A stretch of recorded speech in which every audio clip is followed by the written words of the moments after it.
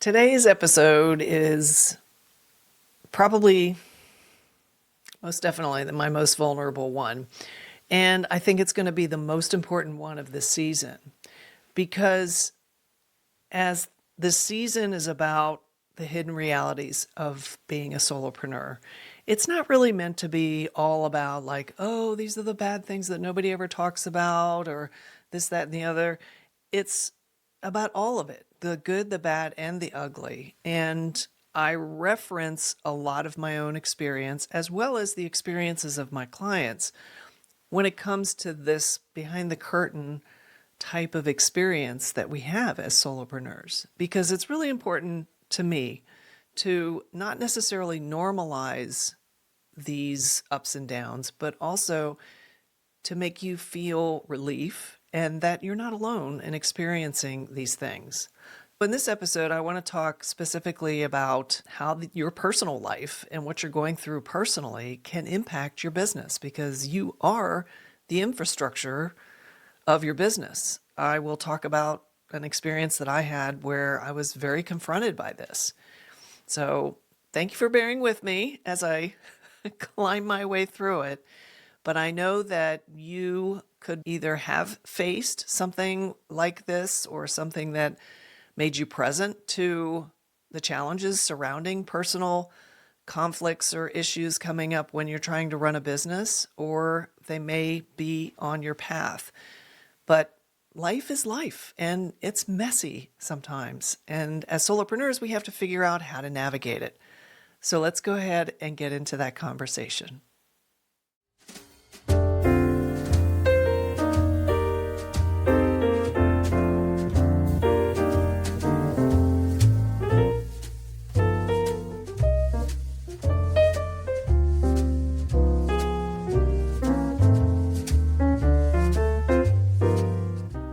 Welcome to My Solopreneur Life. I'm Terry Pappy, your gracious host, and I am so glad you're here. I have a wonderful episode for you. Sit back, relax, and let's have some real talk about what it is to be a solopreneur.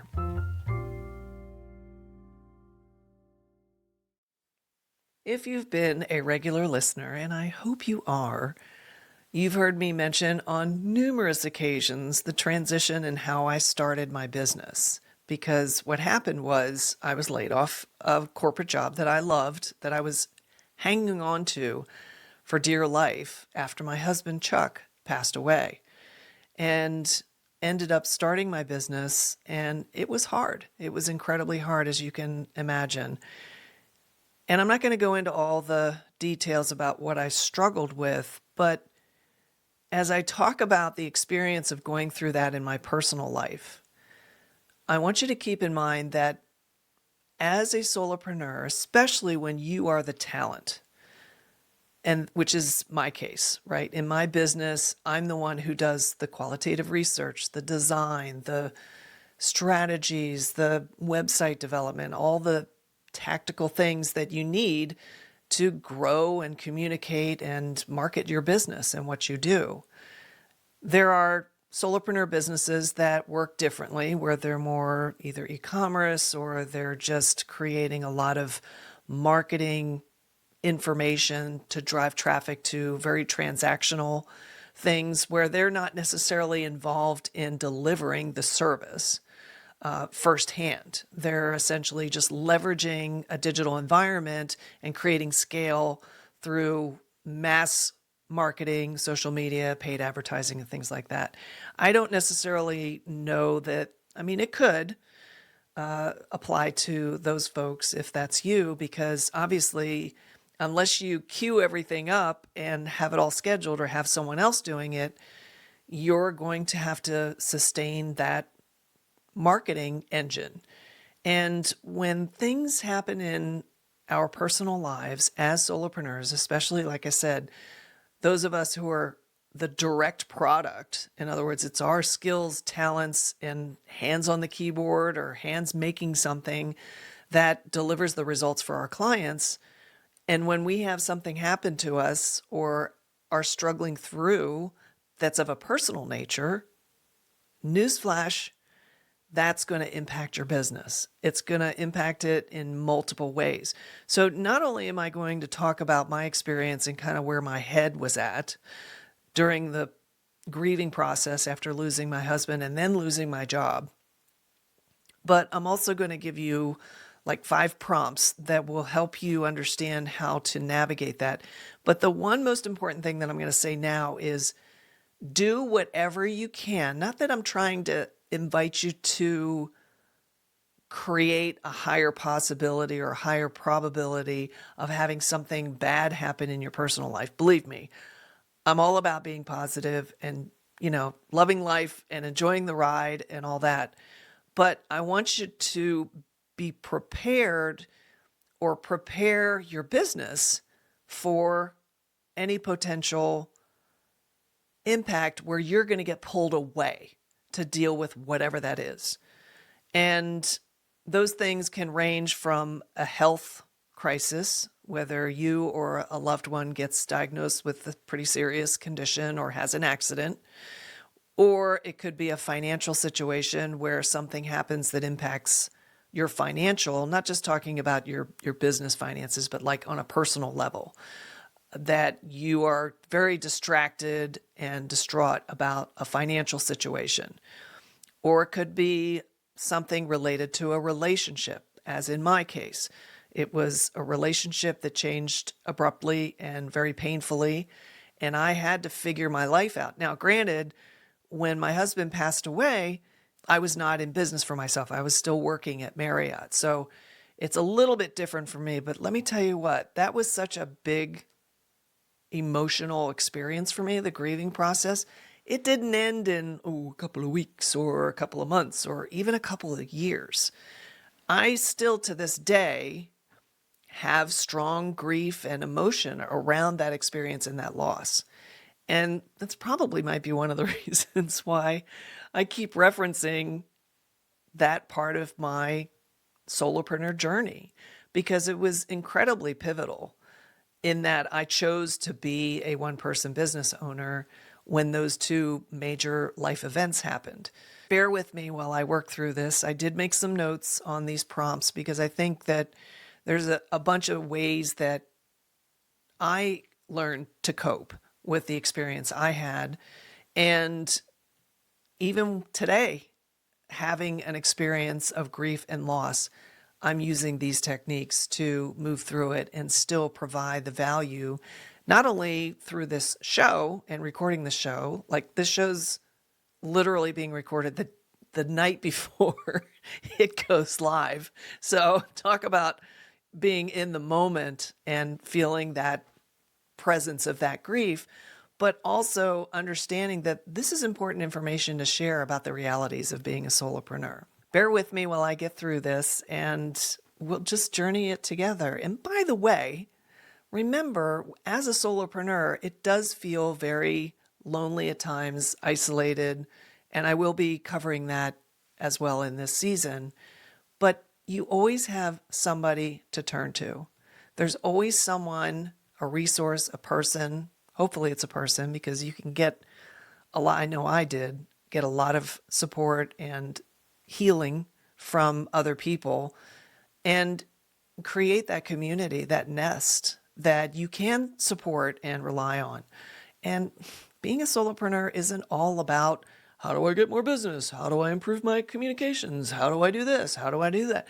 It can come across as something very tactical because there's so much information out there that's hard hitting, and you got to do it this way and you got to do it that way and you got to work hard and all these crazy things.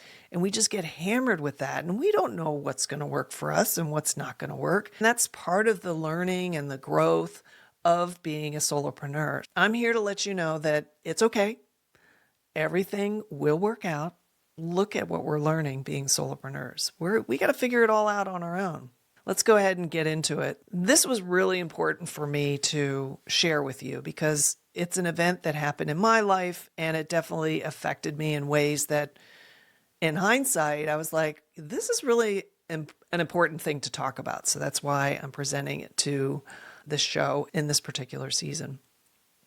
If you're not familiar, if you're a first-time listener, I'm just going to walk through really quickly so you have context.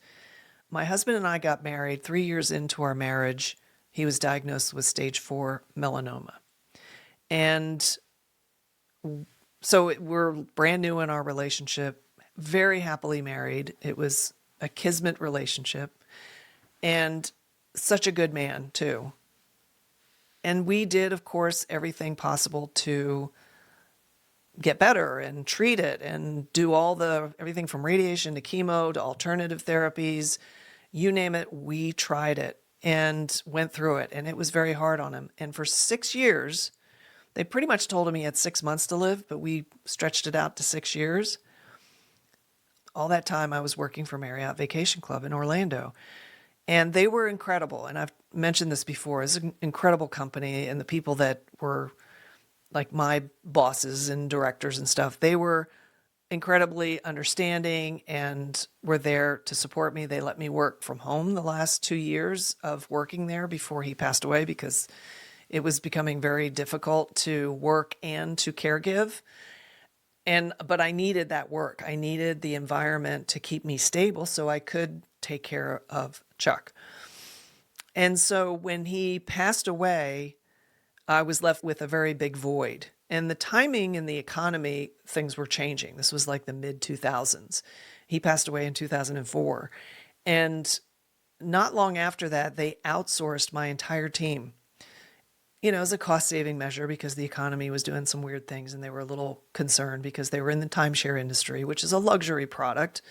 And because of everything going on in the economy with, the mortgage crisis and the house prices and all those nutty things that were going on, they were being very cautious. So they started outsourcing to help control their expenses, understandably so. But what goes along with outsourcing is staff get laid off. So I was riffed about a year and a half after that. They kind of put me on a team to work on a special project because they knew I'd just been through a very difficult time personally. And this is why I say Marriott's such a great company. And so here I am, a year and a half after Chuck passed away, by myself, no kids. We didn't have any children together. We had a very tumultuous time going through all his treatments and caregiving, etc. And I really didn't have a lot of support or help outside of the medical community. My friends were great, family was there, but they weren't physically there going through it with us. And I don't want to say anything disparaging about friends or family because they definitely came to my service after he passed away. And I was kind of like standing there like, what the heck just happened to me? And I have experienced a lot of grief in my family, losing my dad and my sister and my brother and my husband all in the same decade for the most part, as well as my mom passing away when I was 6 years old. Yeah, I was beat up pretty good. It was pretty tough and has been a tough go. And so obviously you can imagine what that's done to my emotional well-being in general and what kind of person that's also turned me into as a result of going through those painful experiences. And that's why I do what I do. That's why I talk to you like this on this show and why I create what I create online. It's not always just about building business. In fact, it's quite the contrary. It's about being of service to you. And so when I was laid off and going through all this grief, it was like a double whammy. My husband passed away, there's grief, a loss. And then I lose my job, which was at the time the only thing keeping me straight and keeping me sane. Like I had an anchor. Okay, I can just go to this job. I can be around people that I know that care about me and are taking good care of me, and I'm safe. And there were so many things going through my head at that time, many of which were physiological results of experiencing grief and trauma. Once I finally was laid off and basically sitting on the couch in my living room going, what am I going to do now? Tried to get another job, couldn't get another job. Economy kept going down the pooper. And that's when I was inspired to not only write my first book, but also to start my business. And from there, it was like I had a beacon. It was like I had something to work toward to build for the future.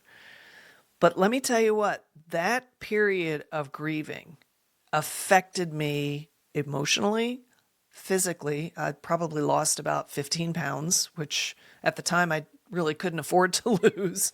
But a lot of it was just through the process of the stress of treatment and everything that he was going through, as well as all of these sudden losses.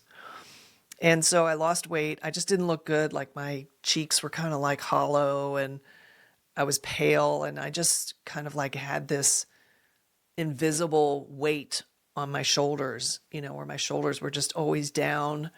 And even though I tried to put on a happy face, it just wasn't translating for what people were seeing. And I got it. I mean, I was like, hey, this is just I'm kind of like, I wear my heart on my sleeve, right? And so I noticed that I was having challenges with my thinking. Like I had like this brain fog. And I was talking to somebody the other day about it, and I said it was like my brain went into safe mode. And I know that if there's any of you scientific psychology people listening, I know that there's a state that your brain goes into when you're facing trauma. And it's not necessarily the fight or flight, label, but it's like, I think safe mode is the best way to describe it. It's almost like your brain is trying to keep you safe while you're processing all of the emotion and the trauma and trying to make sense of it. And I would walk into rooms to do something, and I'd be standing there in the room going, why did I come in here? It's almost like I had short-term memory loss. It was the weirdest thing. And then, of course, you have the emotional roller coaster, right? I would have these moments where I would just do the big old ugly cry and, just lose it. But it was a form of release of that energy. And so what was happening to me was I was moving through the grieving process, but I was also releasing what I had gone through and done and how I showed up for my husband while he was dealing with everything he was dealing with. And that, when you get in that mode of dealing with whatever that personal trauma is, that personal challenge that you're facing, that's kind of pulling all of your energy away, all of your attention away, all of your emotion and your worries and your fears, it takes a toll. It takes, like I said, a physical toll, a mental and an emotional toll. And even though I was intellectually aware I'm in a grieving process, I still wasn't able to control or mitigate the amount of physiological things that I was experiencing. And so it took time, it took counseling. But what was interesting was starting my business was a salve. It was like somebody threw me a giant life raft and said, here, you're going to be okay. Focus on this. Work through your release of emotions and your challenges and figuring out your life as a widow, as a single person, as a unemployed person. And it was good that I got laid off in that expansive period, that 18-month period, because I think that I probably would have relied too much on that as my security blanket. Being thrown out there with no job, no income, no husband, 2 mortgages, and a poodle. That's what I had, was my little poodle, Suki. She was my little buddy. And boy, did she help me through it. So if you have a pet, lean on your pet. I'm telling you, they really are there for the best purposes. They really are. But I'm like, okay, it's not really like a clean slate. It's more like an opportunity. And that opportunity for me was like, it's time for me to shine. It's time for me to discover who I really am. It's time for me to take back my identity instead of me being the Marriott employee, instead of me being the caregiver to my husband. It's going to be Terry's going to do what Terry does best, what Terry likes, what Terry is interested in giving of herself. That's kind of weird to talk in the third person, isn't it? But that's where I was at. And like I said, I think it was the best thing that I could have ever done. I don't know if it's a God thing or what was going on, but it was laid out there for me perfectly to start my business. And it was scary. It was really, really scary. I had nobody to lean on. I had nobody to help me understand, how do you start a business? How do you get things going? How do you market? How do you find clients? How do you decide what you want to do? I was just making it up as I went along. And with the backdrop of all of this trauma and trying to work through and release emotional energy and reconnect with my true essence and my true personality and my true desires and what I wanted for myself, it was a crazy time. But I would, if I had the chance to go back and change it, obviously, with my husband, I would want him to be healthy and happy and alive today. But the way it all unfolded was very divinely orchestrated. And it's easy to look back on stuff like that and make that observation and look at the journey that you've been on and know that it's only leading to better things. It's only leading to you coming into your true self, understanding that you have so much to offer yet, and that there's so many wonderful things that are ahead of you. And this 20-year journey since all of this happened has been incredible. And I've learned so much, not only about myself, but also about just being a solopreneur. And I would not trade it for the world. So what I want to do is just kind of get into the weeds a little bit now that I've given you a little bit of context about my experience, where I'm just not making this up. But I did make some notes, and I want to go through these about 5 items that I think will really be helpful for you. So let's start with the first one. I think that we can call this like controlled vulnerability, right? So this is where, when we are working, like I work directly one-on-one with my clients, and we're working with our clients, we obviously want to be professional. We don't want to drag our personal drama into any work-related conversations. And it's just a professional practice to kind of keep them separated. Well, it wasn't easy for me to do that because, like I said, I wear my heart on my sleeve. Plus, I also have really good relationships with my clients. I'm very honest with them, very authentic, very Terry, like I am on this show. And I have no problem. Not all clients, obviously, would fit this kind of situation, but I don't have an issue saying, listen, this is what's going on. Generally speaking, of course, this is what's going on in my life. And this is what I'm working to deal with it. And just wanted you to know, if you notice any fill in the blank sadness or distraction or whatever, just know that I'm working through it. Please let me know if there's anything that you are concerned about. That's how I would approach it.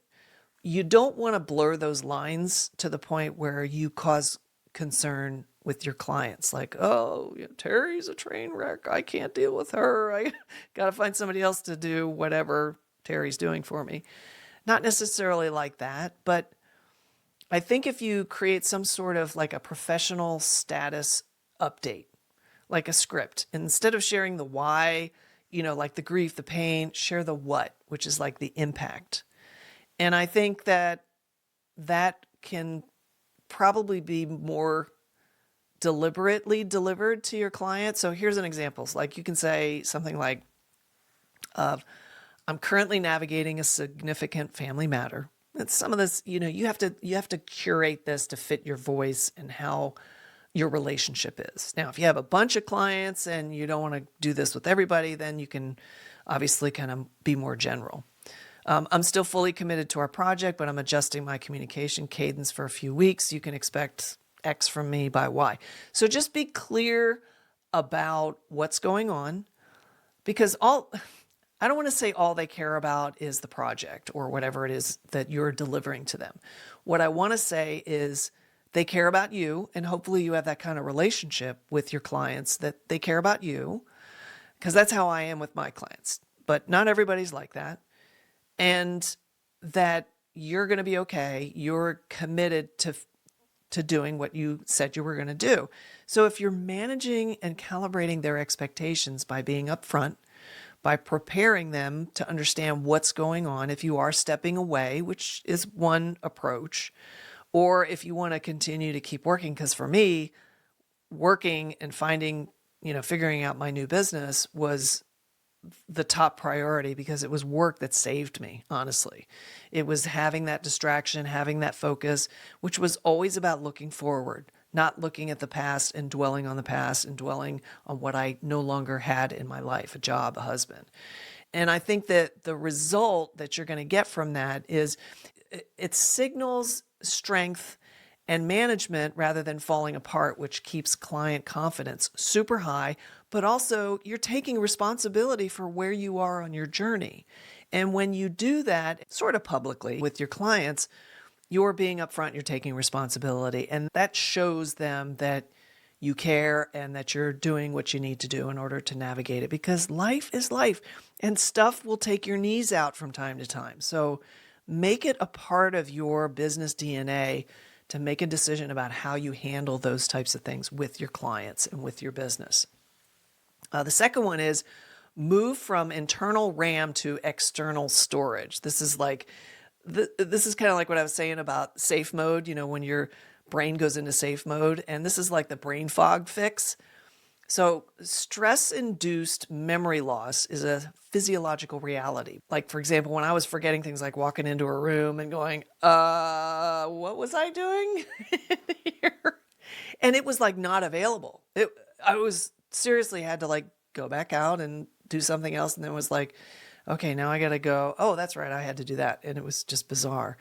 And it's kind of like my internal drive was busy processing the trauma and keeping me in safe mode. And it really was leaving little room for project details. That's where things can kind of slip through the cracks. And you definitely don't want your performance or the quality of your work to diminish just because you're dealing with these things. So either you need to segment and partition yourself away from it, find somebody else either to step in, which a lot of us can't do, or you need to do these types of exercises. For example, don't trust your brain for anything right now. Like if you're dealing with it right now, if it's not in your calendar or your task manager, it doesn't exist. Over document every client call. Write down what you ate. Use voice memos. It's like you have to treat yourself like you have somebody that's looking out for you and keeping you on track with what you need to be responsible for, whether it's a client deliverable or whether it's something that's, just functioning through the day. And the result is that it reduces the anxiety of forgetting. And I know that when you have anxiety, and I'm anxiety prone often, it can get more and more like there's layers of anxiety that can build upon each other. And you can be anxious about one thing and then be anxious about being anxious about that thing. So it can get a little hairy in there. Whatever it takes to keep yourself calm, cool, and collected from the standpoint of staying on top of things. If you don't take notes on stuff, or if you don't set little tasks or write things down, start doing that. You don't have to do it forever, but once things start settling down and you get a better sense of your emotional set point and what you're really feeling and dealing with, and where your mind, it's really a distraction. The mind is just being super distracted by your emotional stuff, and whatever the subject matter is that you're dealing with is very distracted. Okay, so the third one is try to create some sort of like work sanctuary ritual. All right, and this is where you're trying to plan how you function through the day. And since you're physically anxious, and like I took Xanax because I needed something I would have panic attacks before he passed away. And then obviously afterwards, I just couldn't catch my breath. It was the weirdest feeling. And I'd never had that before. my doctor gave me a low dose Xanax, and I would take a Xanax whenever I had those symptoms. And it was just enough to take that edge off. That's why I call it a fire extinguisher. It helped me stay calm, and it's kind of like an energetic on and off switch. For you, as you go through or whenever you go through something like this, no matter how dramatic or how mild, I mean, anxiety can affect us over minor things like a deliverable is late or a client is pissed off about something that really didn't have anything to do with you. Because sometimes this can be on the client side, by the way. Keep that in mind. They can be dealing with something and kind of taking it out on you. Think about that too. We're all human. We are all human. One thing you can do is like create a 5-minute entry ritual before you start work. Any kind of segment of the day, whether it's when you get up in the morning, and create that entry ritual before you start anything, but work especially. And it could be lighting a candle, do the 4-8-8 breath, where you breathe in for 4 seconds and then you breathe out for 8 seconds. And then it's just, look it up, 4-8-8 breath. Or listen to a specific playlist or a podcast, go for a walk. I mean, you know me, I'm a big walker. When I get all like, wow. The intent of this is to tell yourself for the next 2 hours, I am the solopreneur. The grieving woman or man is safe, or the worried woman or man is safe, and I will come back to her or him at 2 p.m. But right now, the solopreneur is in charge.